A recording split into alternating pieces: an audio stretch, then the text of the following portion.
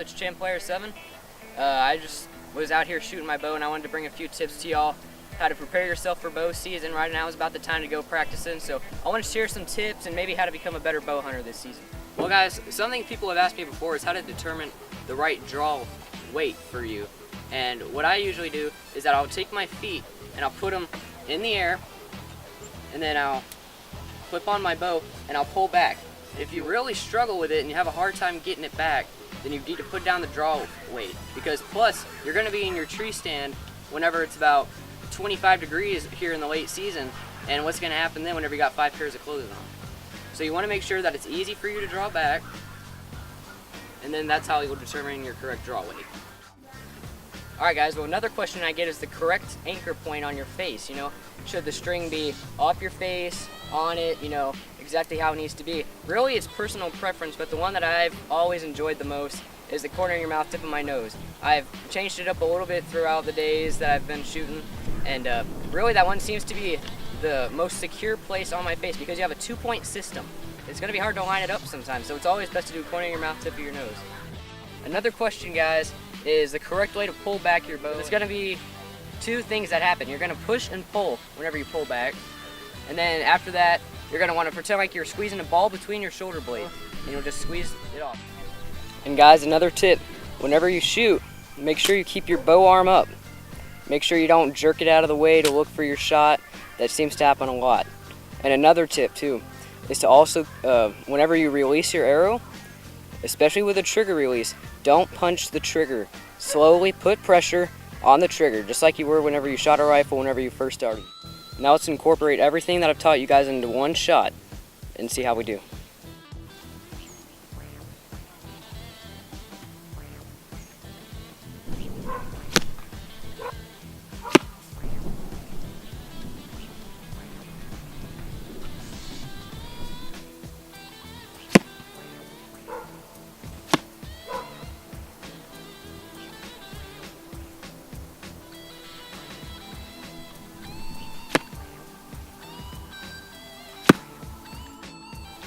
Well guys, that was some pretty good shooting.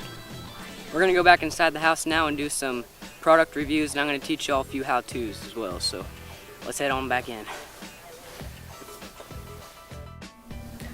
Well guys, I know this has happened to y'all at least once before, and I just wanted to show y'all a little product review, I guess, of the Quick Fletch. And if y'all have ever even seen the show Wild Game Nation and watched Bill do it in the commercial, you probably know how to do it, but still I just want to do a little review. So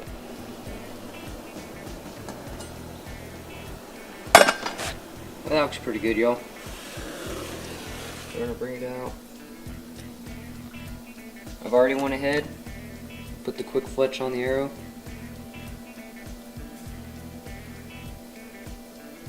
And we'll put it in.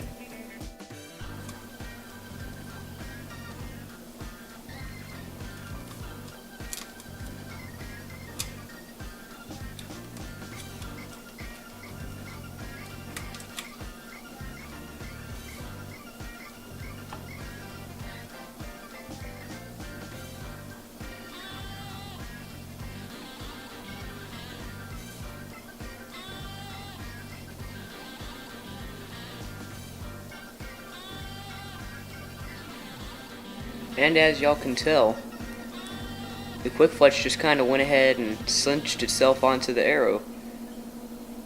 You can actually see how tight it is against it there. Pretty cool. First things first, I'm going to show how to tie a D-loop, because I know everyone's at least one time or another punched themselves in the face because their D-loop's been too frayed.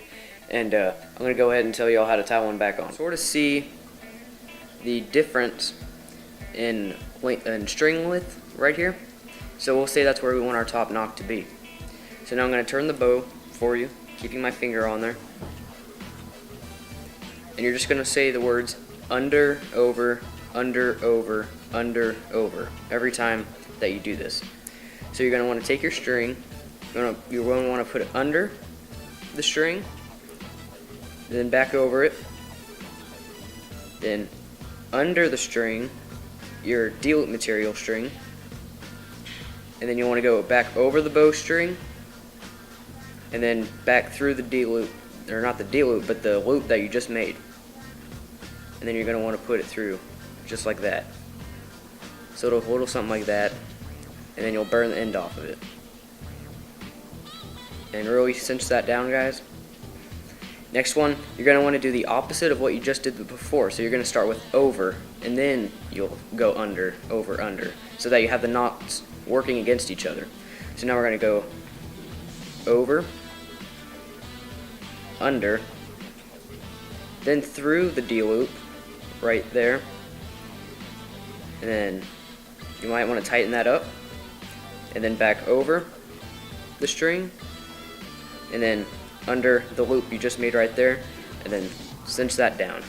So now you've got a D loop, and you just burn the two ends off, but don't put it on fire. Just make it to where it makes up a little black bulb, and then you'll cinch it down. And then I always like a short loop because it'll stretch through time, and eventually you'll get exactly what you want. Well, guys, thanks for watching. If you have any more tips that you think I could bring y'all, if you have any questions, message me, subscribe to me. And before I close out the video, I just wanted to share a little piece of information with y'all that I was promoted to work with a outdoor production group called Drop Tide Outdoor Realities, and thought that was pretty cool. But I'm not going to shove it down your throats or anything, you know. I mean, I'm not going to try any stupid subliminal messaging like people try to do whenever they want to get the word out, you know. I'm just going to work with their gear, what they give me, and try to get sponsors and subscribers like that, because, you know, no one likes a person to hog things toward them and really push them to do stuff. So I'll see y'all next time, I guess. So stay tuned, because here in about the next month or so, we should have some big deer back on trail cams for y'all to see, and maybe I'll have an early hunt kill for you guys. So see ya.